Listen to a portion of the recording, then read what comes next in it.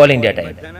નમસ્કાર દર્શક મિત્રો, ગોધરા ખાતે વોર્ડ નંબર 1 ખાડી ફળિયા વિસ્તારમાં લોકસભા ઇલેક્શન માટે મતદાન મથક અમદાવાદ હાઈવે સેન્ટ એનોલ સ્કૂલ પર મતદાતાઓ શાંતિપૂર્વક મતદાન કરી પોતાના મતાધિકારનો ઉપયોગ કરી રહ્યા છે।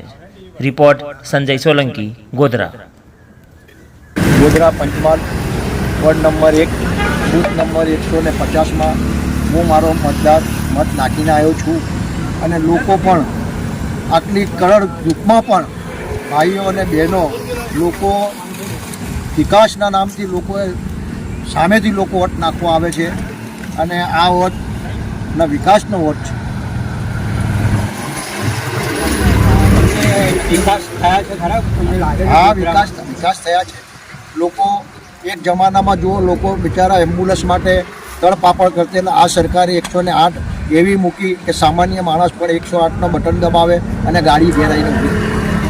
તમારા વિસ્તારમાં પાણીની સમસ્યાઓ છે વરસાદની, એની વિશે શું તમારું કહેવું?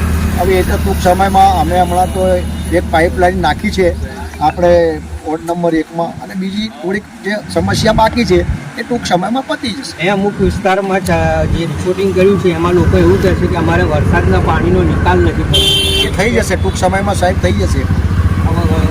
તમારા સરકાર વાયદા કરે છે પણ નિકાલ થતો નથી। વાયદા નહીં, હવે લોકો આ ઇલેક્શન પતશે એટલે વિકાસના કામો કોઈ બી અટકે નહીં।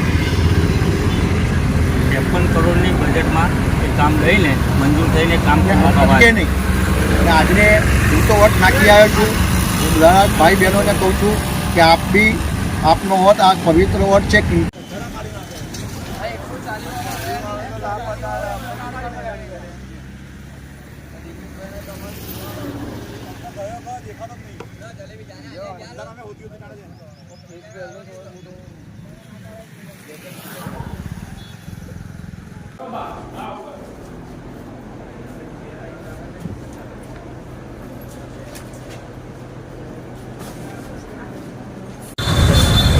હલો, હા, આજે 7 તારીખ છે, આપણો મતદાન દિવસ છે ને મત મારો અધિકાર છે।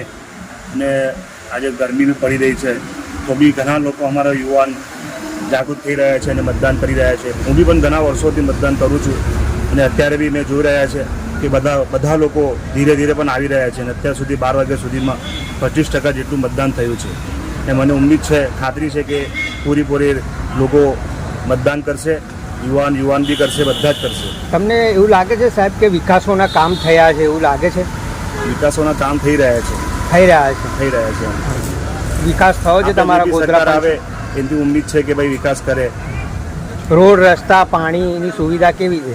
રોડ રસ્તાની સુવિધાની બી જરૂરત છે। ખાડી ફળિયા વિસ્તારમાં તો જરૂરત છે। તમારો વિસ્તાર કયો? વોર્ડ નંબર 1 ખાડી ફળિયા વિસ્તાર છે। સ્લમ વિસ્તાર કહેવાય, ત્યાં પાણીની તકલીફ પડે છે તમને? પાણીની તકલીફ પડે છે, બધા રોડની તકલીફ પડે છે, બધાની તકલીફ પડે છે। ધીરે ધીરે સમસ્યા તમે સરકાર પાસે શું આશા રાખી રહ્યા છો? તો અમે તો એ જ આશા રાખી રહ્યા છીએ કે ભાઈ સારી વસ્તુ અમને મળે, સારા રસ્તા મળે અને રોજગાર વધે અને હરેક રીતે હરેક રોજગારને રોજગાર મળે, એ બધી આશા રાખી રહી છે। વિકાસ થયો છે તમારું કેવું એવું છે? થઈ રહ્યો છે। થઈ રહ્યો છે, સારું, ઓકે।